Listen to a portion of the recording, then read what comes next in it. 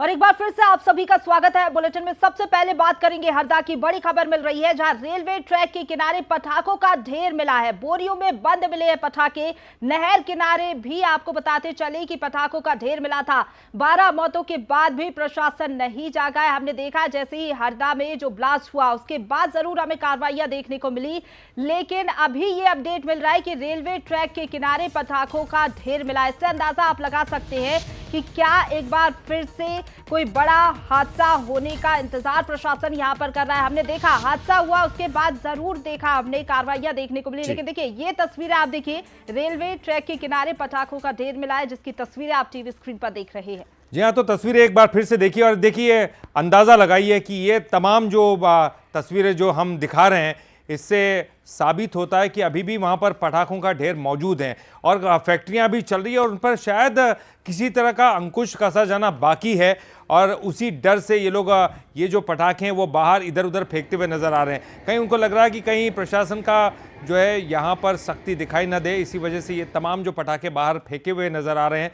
कुछ पटाखे जो आपको रेलवे ट्रैक पर दिखाई दे रहे हैं, ये बारूद का ढेर है। देखिए ये बारूद कभी भी आम आने वाले जो राहगीर है वो कहीं यहाँ आग लगा दे या किसी तरह का कोई बड़ा हादसा हो जाए, उसका इंतज़ार क्या प्रशासन कर रहा है? क्या इनको बरामद करने की तैयारी प्रशासन की तरफ से नहीं है? और ये भी एक बड़ा सवाल है कि क्या हरदा में अभी और भी फैक्ट्रियाँ मौजूद हैं?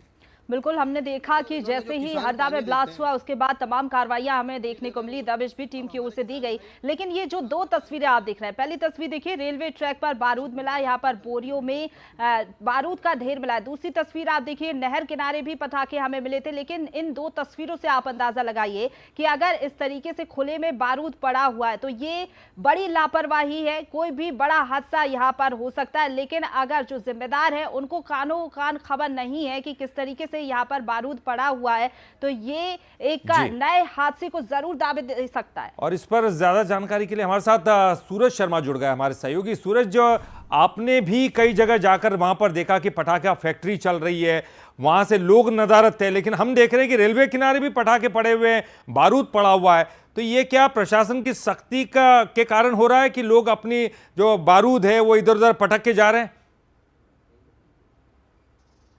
देखिए, ये बहुत ही गंभीर विषय और हम खासतौर से देख रहे हैं कि रेलवे ट्रैक के आसपास 200 से ज़्यादा बोरे यदि पटाखे मिलते हैं तो वाकई ये बहुत बड़ा हादसा भी हो सकता था, क्योंकि रेलवे ट्रैक के किनारे यदि कभी कोई किसी प्रकार से आग लगती तो शायद पटरी को नुकसान होता, ट्रेन को भी नुकसान हो सकता था।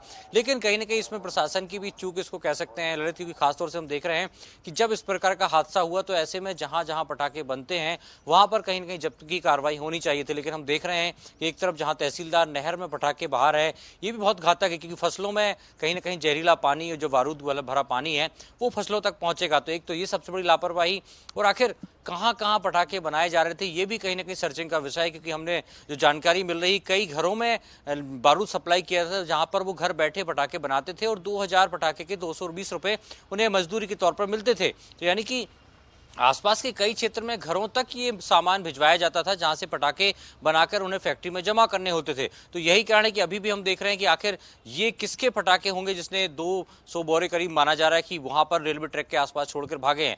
तो आसपास 5 से 7 बड़ी बड़ी फैक्ट्रियां बताई जा रही हैं और इसके अलावा जो बारूद है जिससे पटाखे बनाते थे वो माना जा रहा है कि लोगों के घर घर भेजा जाता था कि आप पटाखे बनाकर वापस जमा करें, आपको 2000 पटाखे के 200 रुपये मिलेंगे। तो बहुत ही गंभीर मामला है और अभी भी हम देखेंगे आने वाले समय किस प्रकार से जांच होती है, कैसे इसकी जब्ती होती है। लेकिन बड़ा सवाल यही है, क्या हर दाव बारूद के ढेर पर है, क्या हर घर में बारूद है? और यही कारण है कि हम देख रहे हैं चाहे नहर में हो, रेलवे के ट्रैक के किनारे हो या घरों में पटाखे ही पटाखे नजर आ रहे हैं कि बारूद के ढेर पर कई लोगों की जिंदगी दांव पर लगी है। बिल्कुल सही कहा सूरज आपने, लेकिन यहाँ पर जरूरत है कार्रवाई की और ये समझने की कि आखिरकार ये जो रेलवे ट्रैक के किनारे पटाखों का ढेर मिला है ये आखिरकार आया कहाँ से है। 200 से ज्यादा बोरियां यहाँ पर फेंकी किसने है? हालांकि देखने वाली बात होगी प्रशासन इस पर क्या कार्रवाई करता है। फिलहाल बहुत शुक्रिया आपका हमारे साथ जुड़ने के लिए और तमाम जानकारी हम तक पहुंचाने के लिए। और चलिए